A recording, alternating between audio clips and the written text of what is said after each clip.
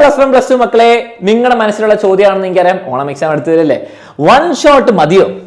One shot class കണ്ടാൽ മതിയോ എനിക്ക് മുഴുവൻ പഠിക്കാൻ വേണ്ടിയിട്ടും റിവൈസ് ചെയ്യാൻ വേണ്ടിയിട്ടും എന്നൊക്കെ ചോദ്യം ഉണ്ടാവും. ഇനി ഞാൻ നിങ്ങളോട് തിരിച്ചൊരു ചോദ്യം ചോദിക്കാം, അത് ഇപ്പം തന്നെ കമന്റ് ചെയ്യുക. വൺ ഷോട്ട് മതിയോ? എന്തിന്? നിങ്ങൾക്ക് A+ ആണോ വേണ്ടത്? ഓക്കെ, ഫുൾ മാർക്ക് ആണോ വേണ്ടത്?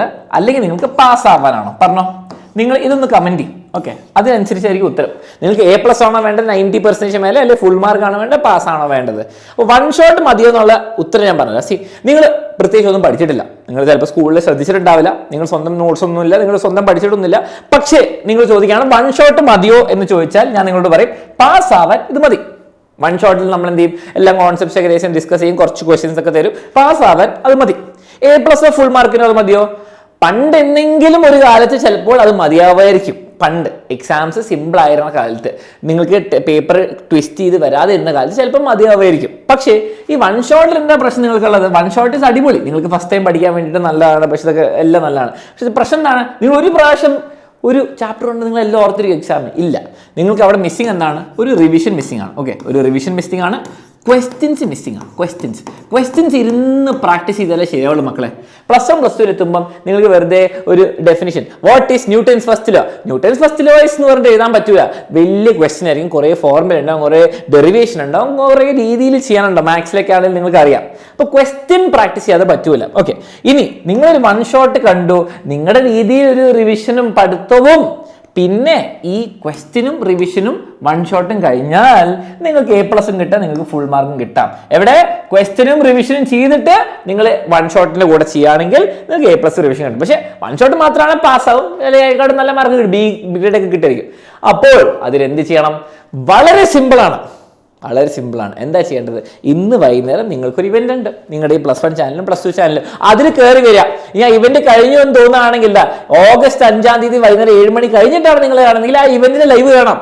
അതിൽ ഞാൻ അലക്സാറും കറക്റ്റ് പ്ലാൻ പറഞ്ഞത് എങ്ങനെയാണ് ഇനി ഓണം എക്സാമിന് വൺ ഷോട്ട് ഒക്കെ അവിടെ ഉണ്ട്, അത് കഴിഞ്ഞിട്ട് ഈ ക്വസ്റ്റ്യൻസ് റിവിഷൻ എങ്ങനെ ഒപ്പിച്ചിരുന്ന് ഞാൻ പറഞ്ഞുതരാം. അപ്പൊ എല്ലാവരും ആ ലൈവിന് വരാം. ഓക്കെ, ഇത് ഒരു സൊല്യൂഷൻ, ബെസ്റ്റ് സൊല്യൂഷൻ, സിമ്പിളാണ്. ഓക്കെ, ഫ്രീ ആയിട്ട് നിങ്ങൾക്ക് അടിപൊളിയായിട്ട് പഠിക്കാം. പക്ഷെ നിങ്ങളുടെ സൈഡിൽ നല്ല എഫേർട്ട് ഇടണം.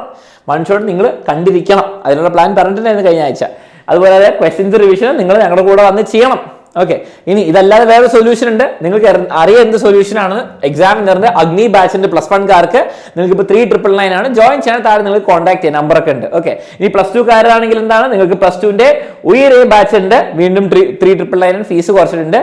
ഇവിടെ നിങ്ങൾക്ക് ഒരു ഗുണം പറഞ്ഞാൽ ഈ കഴിഞ്ഞ ചാപ്റ്റേഴ്സിൽ നിങ്ങൾ ഓണം എക്സാമിൻ്റെ നിങ്ങൾ എന്തെങ്കിലും കുറച്ച് പഠിച്ചിട്ടുണ്ടെങ്കിൽ ഏറ്റവും ബെസ്റ്റ് റിവിഷന് വേണ്ടിയിട്ട് നിങ്ങൾക്ക് മാരത്തോൺ ക്ലാസ് നടത്തുന്നതിന് ഷോർട്ട് നോട്ട്സ് വെച്ചിട്ട് മാത്സിൻ്റെ എല്ലാ ചാപ്റ്റർ നമ്മൾ ഷോർട്ട് നോട്ട്സ് വെച്ച് റിവൈസ് ചെയ്തു.